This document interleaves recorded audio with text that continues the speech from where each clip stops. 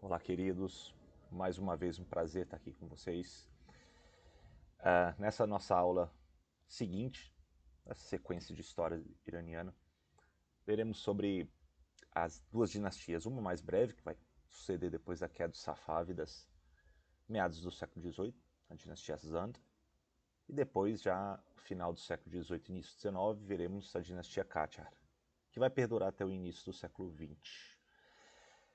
Começo a capa com um belíssimo retrato já no estilo Qajar, com traços ocidentais, influências ocidentais da arte persa, de uma jovem no final tardio, período tardio Qajar do final do século XIX.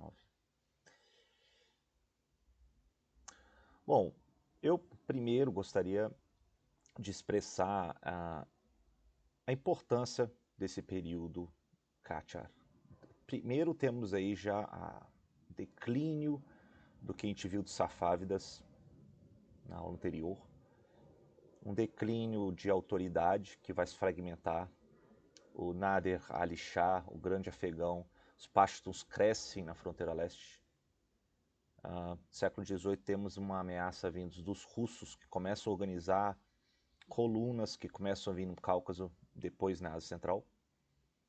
Depois também, meados do século XIX, começa a ter também uma ameaça vindos ali do noroeste indiano com os britânicos, querendo assegurar uma fronteira estável com o Afeganistão, e também aí haverá limitações às fronteiras leste e sul do Irã no século XIX. Esses dados vão permitir a gente entender como é que depois gradativamente vai ser corroída a autoridade iraniana, principalmente durante a dinastia Qajar. Com isso também teremos um período de prosperidade, no sentido de que vai ser alavancado para as artes, quase que sublimar toda aquela energia da dinastia persa, com a sua rica herança, a expressar com a mistura que estava vindo das influências ocidentais na arquitetura, nas pinturas. A arte na dinastia Qajar revela bastante isso. Então acho que é essa primeira consideração que a gente deve fazer antes de prosseguirmos para os slides. Então a gente tem aqui um belíssimo retrato de uma jovem, e comecemos com a dinastia Zand, né, que vai de 1751 até 1794.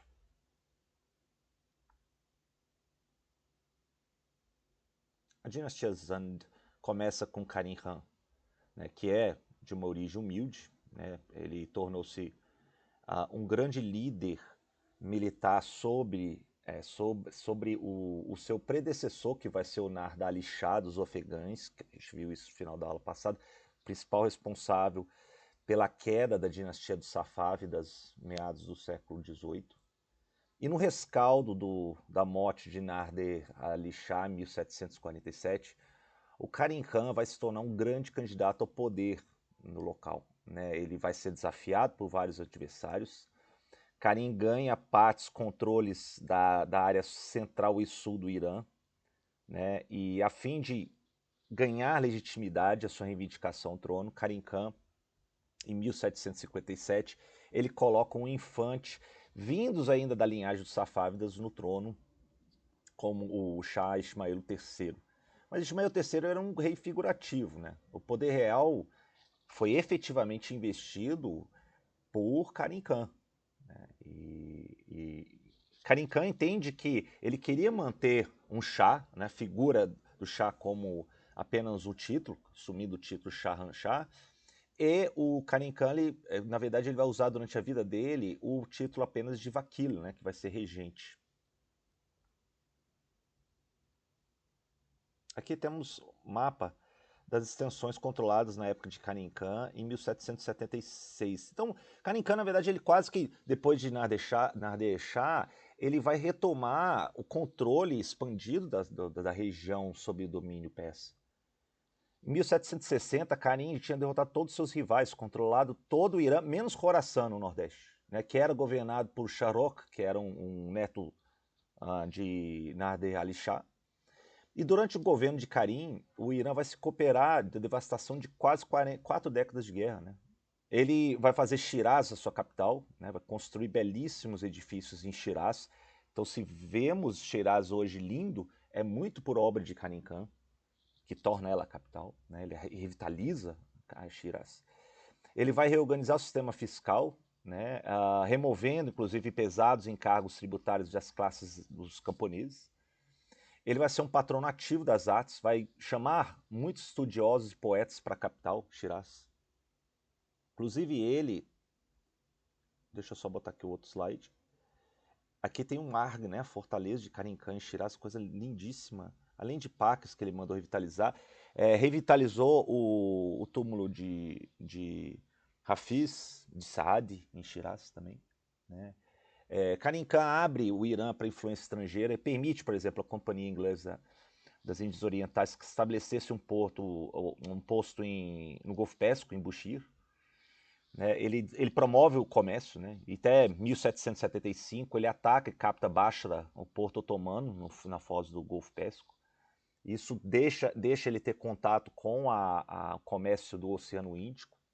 Então, riquíssimas receitas vêm disso. E depois de Karim, a dinastia Zand vai viver reinados muito breves e instáveis. Né? A guerra civil que se segue depois da morte de Karim vai terminar apenas com o estabelecimento Qajar já lá no final do século XVIII. Né? Entre 1779 e 1789, 5 reis da dinastia Zand governaram brevemente. E em 1789, o Lotfa Ali Khan ele proclama-se rei da dinastia Zand. Ele toma algumas medidas enérgicas para reprimir as rebeliões, muitas delas lideradas por um líder guerrilheiro dos Qachas chamado Aga Mohammed Khan, né, que tinha já começado desde a morte de Karim Khan disputando o trono persa. E o Lotfa Ali Khan foi finalmente derrotado e capturado em Kerman em 1794 pelo Aga Mohammed Khan Qajar. E a sua derrota vai marcar o eclipse final da dinastia Zand, né, que vai ser suplantado então pelos Qachars.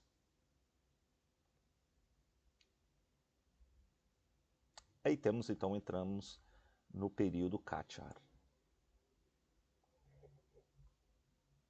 A tomada do poder se começa por Aga Mohammed Khan. Né? Os Qachars, na verdade, eram uma tribo de turcomanos vindos da região do Azerbaijão, né, que então fazia parte do Irã. Em 1779, depois da morte de Karim Khan, o Aga Mohammed Khan, líder da tribo dos Qachars, tentou reunificar o Irã como um todo. Aga Mohammed Khan ele colocou todo o Irã praticamente sob seu domínio, que inicia então a dinastia Qajar. Em 1794 ele eliminou o Lotfa Ali Khan, né, o último da dinastia Zand, como vimos, e vai reafirmar a soberania iraniana sobre todos os territórios iranianos ali na Geórgia, no Cáucaso. Aga Mohammed também vai estabelecer uma nova capital em Teherã agora, né, uma vila perto das ruínas da antiga cidade de Rey, né. Hoje faz parte da região metropolitana de Teherã. Em 1796, ele vai ser coroado formalmente como Shah da nova dinastia, e Aga Mohammed vai ser assassinado alguns anos depois, 1797, e vai ser sucedido pelo seu sobrinho Fath Ali Shah, que está aqui. Sob Fath Ali Shah, o Irã vai entrar em alguns conflitos com a Rússia, né, que já estava expandindo nas regiões do norte, principalmente no Cáucaso, ganhando proeminência na região da Armênia e Geórgia, coisas que geralmente os reis armênios e georgianos eram vassalos, eram submetidos ao poderio dos chás persas. Ali você já tem uma contestação do czar russo em tentar capturar eles, alegando que eram cristãos que não deveriam ficar sob o chá persa. Né? Agora, o que eu acho interessante é que na época do Fath Ali Shah em diante, vai começar a haver um florescimento das artes Qajar. Né? Eu não sei se vocês vão conseguir enxergar aqui. Por exemplo, esse aqui já é uma pintura ainda da dinastia Zand, tá? Mas as cores já ficam mais evidentes, a expressão dos planos, embora os temas ainda sejam bem tradicionais, a caça, né, a cavalo, mas os temas figurativos as expressões já estão mudando. Você percebe que existe já um elemento campestre, arcadiano, né? Coisas que vêm da arte ocidental. Interessante que esses elementos que vêm da arte ocidental começam a ganhar uma síntese nova na arte persa. Aqui expresso aqui da dinastia Zand, uma pintura do século XVIII, gouache, né? Deixa eu ver se eu tenho outras figuras da arte Zand. Aqui temos o retrato de um regente Zand, datado do final do século XVIII. Aqui é um retrato de um cavalheiro europeu durante o período tardio Zand. Essa aqui, acho que a gente já viu. Aqui eu já pulo para... Deixa eu ver se eu consigo... Aqui temos retrato, por exemplo, do Fath Ali Shah. Né? Esse retrato aqui foi feito por Mir Ali, de 1815, está no Museu do Brooklyn. Percebo que são retratos individuais, já a expressão da barba como elemento da virilidade, né? Retrato de dois jovens durante uma arte do período Qajar. Aqui temos Fath Ali Shah no trono do pavão.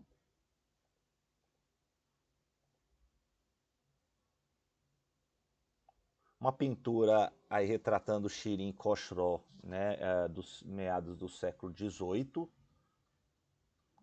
A princesa Shirin aqui, escondidas da curiosidade e busca do príncipe Khosrow.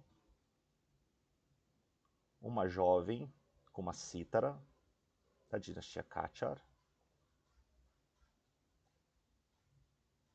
Outra jovem segurando um copo, primeiro quarto do século XIX. Percebemos expressões bem peculiares do cabelo, das sobrancelhas, da maquiagem, uma mescla de expressão figurativa, estética do Ocidente, mas também com elementos estéticos próprios do passado iraniano. Absolutamente impressionante. Uma jovem com espelho, né, hoje no museu na Geórgia, do século XVIII. Outra jovem com instrumento musical, daf. Uma jovem tocando o zarb. Os detalhes das roupas, da textura, além das joias. Uma moça tocando o sandur, tocando o kamancheh, com castanhedas, com uma garrafa e um copo. Aqui é a mesquita de Nasr al-Mulk, né, uma grande figura artística durante o período Qajar.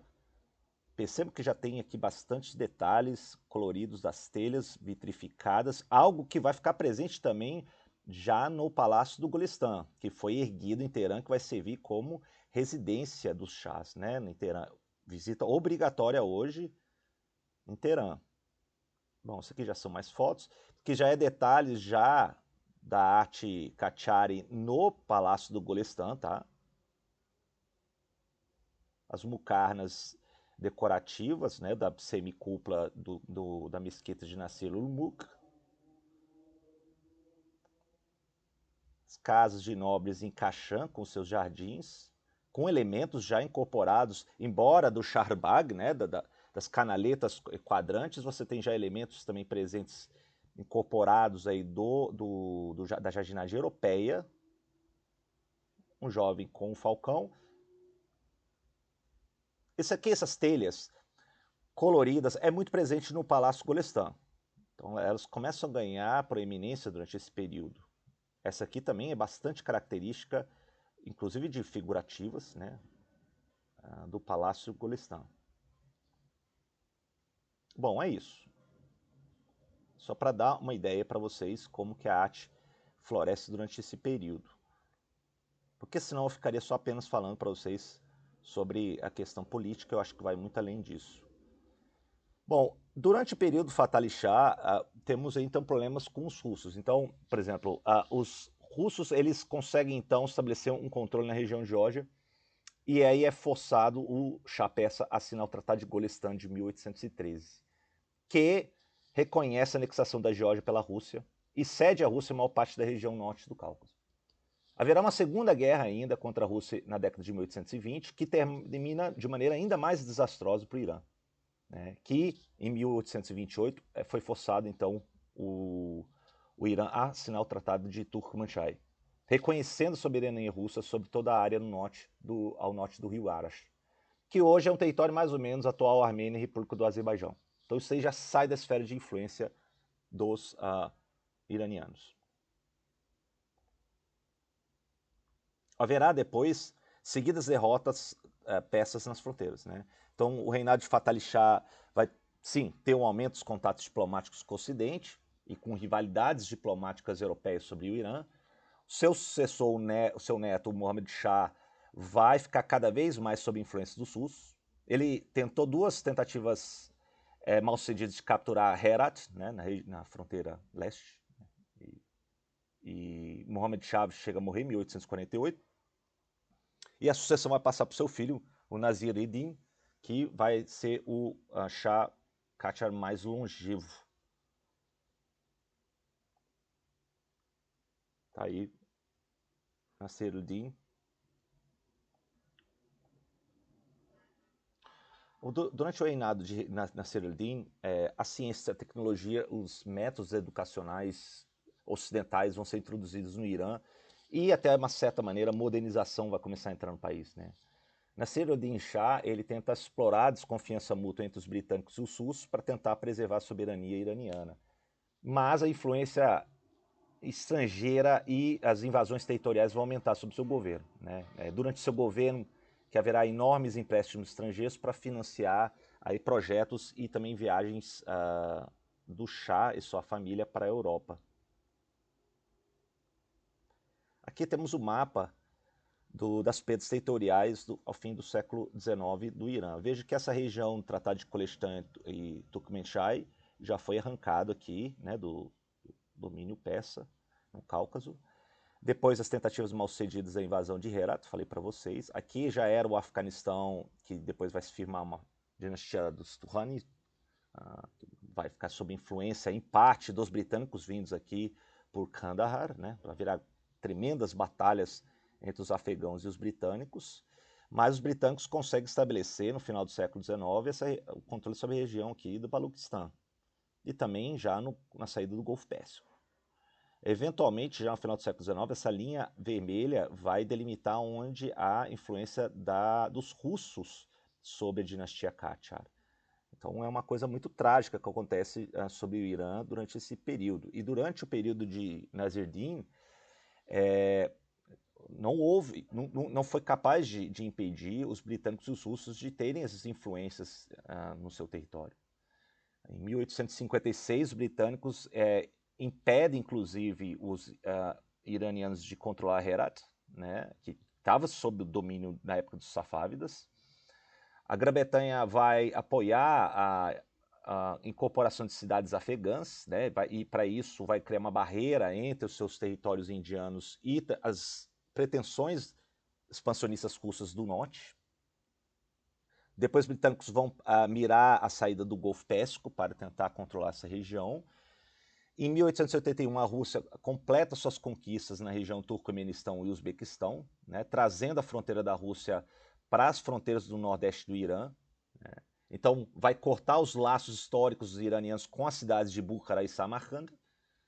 Várias concessões comerciais do governo iraniano vão ser colocadas sob controle de estrangeiros, de britânicos e outros. Então, no final do século XIX, muitos iranianos acreditavam que seus governantes estavam em dívida e controle sobre os interesses estrangeiros, em suma, né? Agora, cabe a gente fazer a observação de que houve, nesse período de perdas e humilhações, ascensão de reformistas, né? Durante o período aí do Nasser al-Din Shah, né? Um deles vai ser o Mirza Taqi Khan Amir Kabir, né? O grande governante, Amir Kabir, que foi conselheiro ainda quando era príncipe do Nasir-ud-Din, né, e o Amir Kabir, ele foi o grande responsável primeiro pela sucessão bem-sucedida do príncipe herdeiro ao trono. Amir Kabir, ele funciona praticamente como ministro mais efetivo. Ele durante o seu governo, ele inicia importantes reformas em todos os setores da sociedade.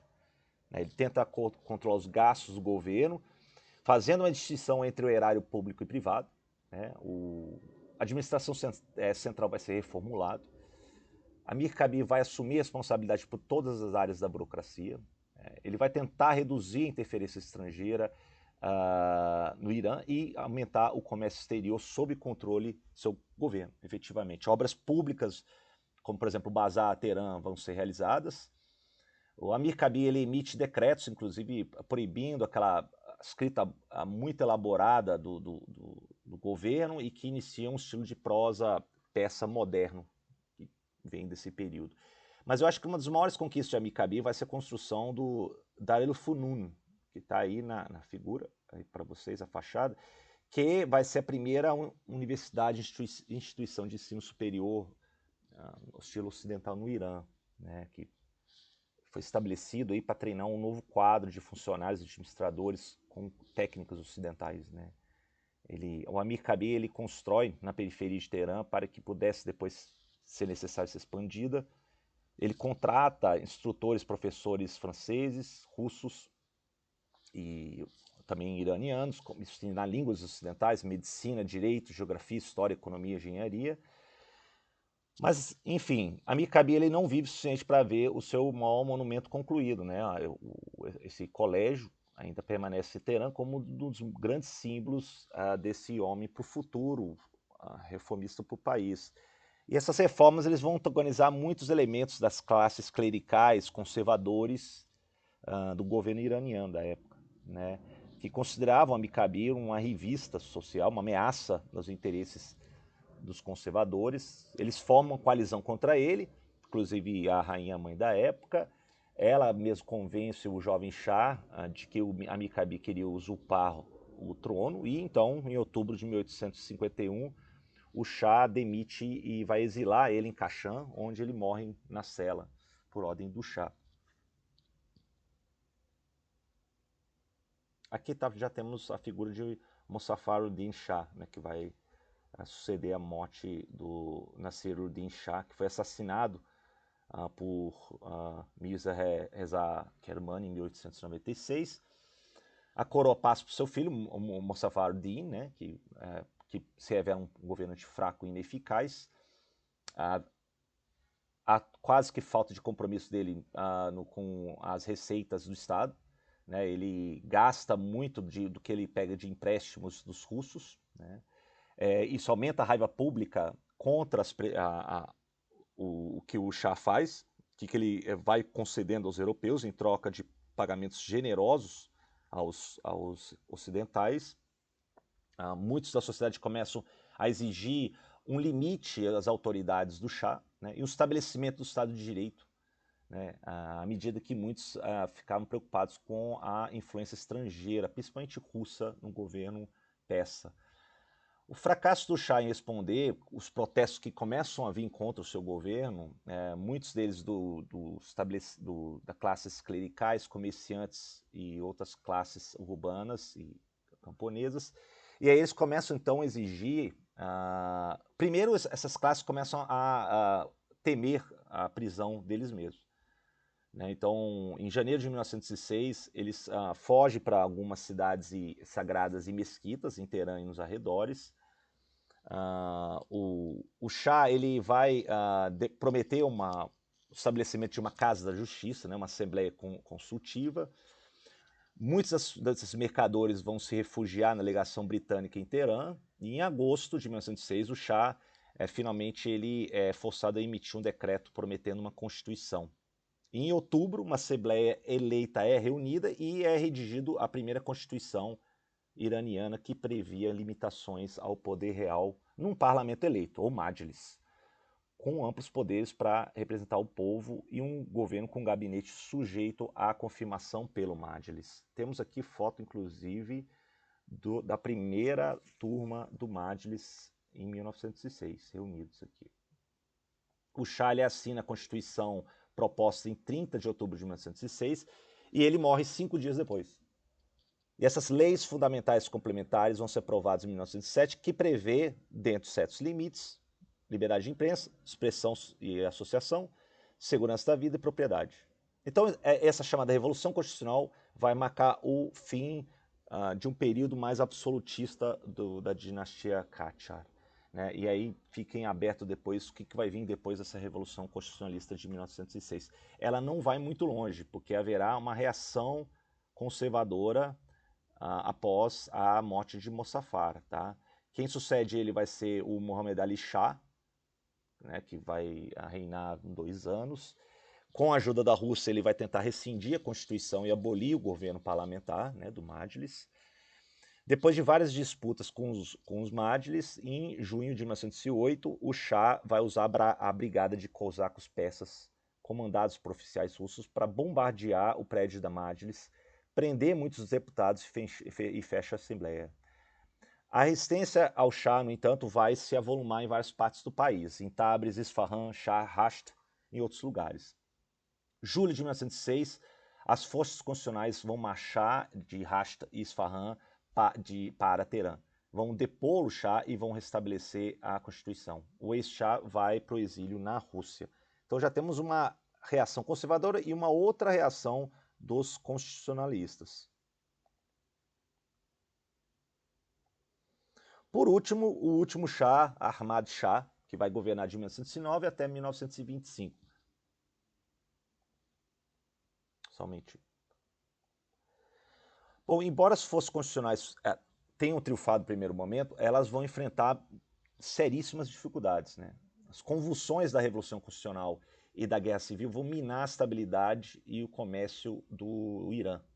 E além disso, o ex-Shah, que tinha apoio dos russos, vai tentar retomar o seu trono, vai desembarcar com tropas em julho de 1910, e mais grave ainda, a esperança de que a Revolução Constitucional inaugurasse uma nova era de dependência das grandes potências vai acabar efetivamente quando há um acordo assinado anglo-russo de 1907, em que os britânicos e os russos concordam em dividir o Irã em esferas de influência, como mostrei naquele mapa anteriormente, né? Os russos vão gozar do direito exclusivo de defender seus interesses na esfera norte, os britânicos no sul e no leste. Ambas as potências europeias estão livres para competir, suas vantagens econômicas e políticas, nessa esfera aí delas e também na esfera neutra no centro. A situação vai chegar no auge quando um administrador americano, Morgan Shuster, que está aí, foi contratado como tesoureiro-geral para o governo persa a supervisionar as finanças persas, tentando ele cobrar impostos de funcionários protegidos pelos russos e depois de tentar enviar a gendarmeria do Tesouro, uma polícia de departamento de impostos, na zona russa, o que vai provocar a reação russa, inclusive. Né? Ou seja, a soberania persa aí é inexistente. Em dezembro de 1911, o Majlis vai se recusar unanimemente um ultimato russo exigindo a demissão de Shuster. Então, as tropas russas passam a ocupar a capital Teherã e, para evitar isso, em 20 de dezembro, os chefes Bakhtiari e suas tropas vão proteger o Majlis, forçando a aceitação do ultimato russo e a Assembleia é fechada. Né? Suspende-se novamente a Constituição e aí vai surgir um governo de poderosos locais, inclusive alguns chefes Bakhtiari. Ahmad Shah, na verdade, que ele nasce em 21 de janeiro de 1898 em Tabriz, ele vai assumir o trono aos 11 anos de idade, mas ele vai se provar um governante muito desinteressado das coisas públicas. Né? Ele é muito incompetente para os assuntos públicos, mais interessado nas artes particulares e foi incapaz de preservar a integridade do Irã e o destino da sua dinastia. Durante a Primeira Guerra, o Irã vai ser ocupado por tropas russas, britânicas e otomanas, né? E aí, efetivamente, a soberania persa praticamente fica nula. E temos aí, então, o último elemento, que vai ser o final definitivo da dinastia. Em fevereiro de 1921, um militar, né, chamado Reza Khan, que depois vai governar como Reza Shah Pahlavi, de 1925 a 41, uma nova dinastia seguinte, ele vai se tornar uma figura militar política proeminente no Irã, né?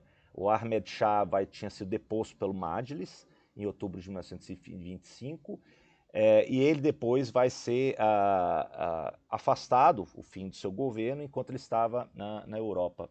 E o Reza Shah Pahlavi, com o apoio dos ocidentais, né, principalmente aí os russos não, os britânicos, americanos e outros, decidem então colocar ele no poder, e ele então passa a figurar como um elemento de influência estrangeira no primeiro momento, embora Reza Khan depois vá lutar contra esses elementos estrangeiros para inaugurar sua dinastia, mas ele vai ser uma figura que vai quebrar aí a